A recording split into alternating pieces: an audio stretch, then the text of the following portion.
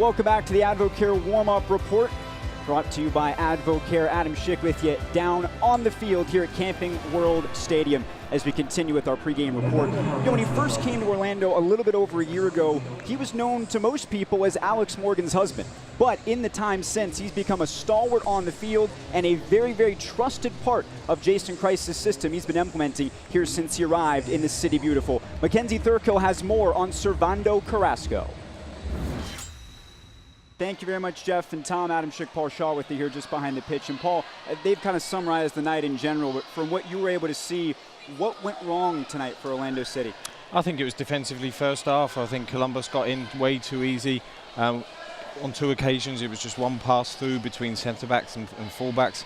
And that was what obviously hurt them. I mean, they did recover second half, and they recovered quite well. But ultimately, it wasn't enough, so they got a tough few weeks now. We always talk about momentum and the role that plays in the contest.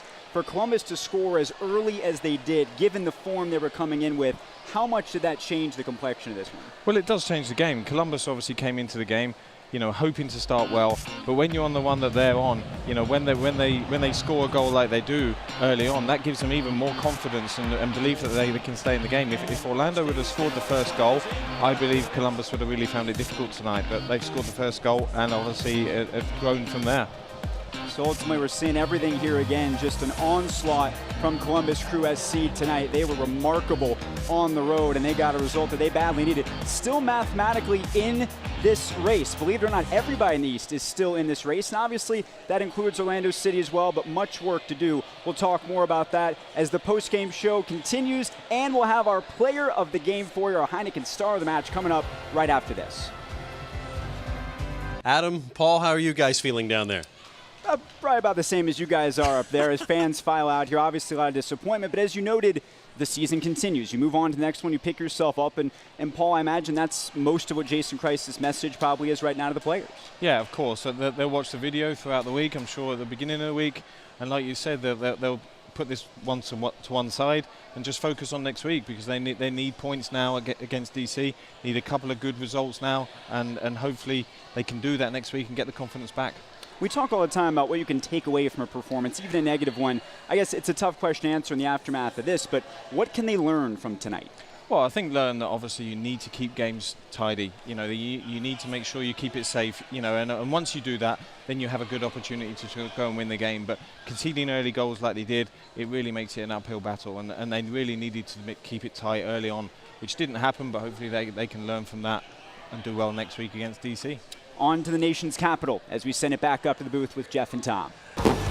It was an explosive night for the Gators on and now off the field as they come up with a 6-0 shutout victory over Alabama. Adam Schick and Matthew Stubbington with you. Matthew, this one went just perfectly according to plan for Florida, pretty much in every sense of the word. It certainly did. Something that's key for Florida is to score the first goal. They were able to do that tonight, and they scored it early, which is the other thing that Florida needs to do to be successful.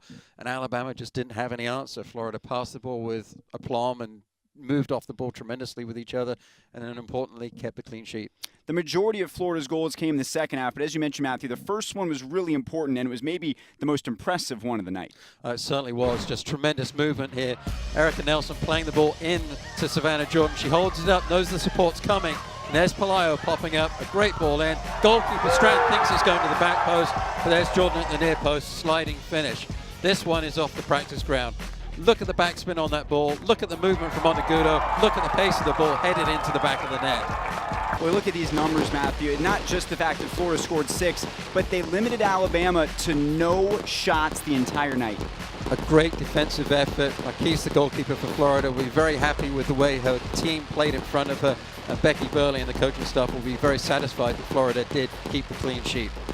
Florida next in action at home on Senior Day. Sunday, they will take on Mississippi State at 1 o'clock. You can watch that right back here on the SEC Network Plus. Fireworks lighting up the sky. Florida, a 6-0 winner.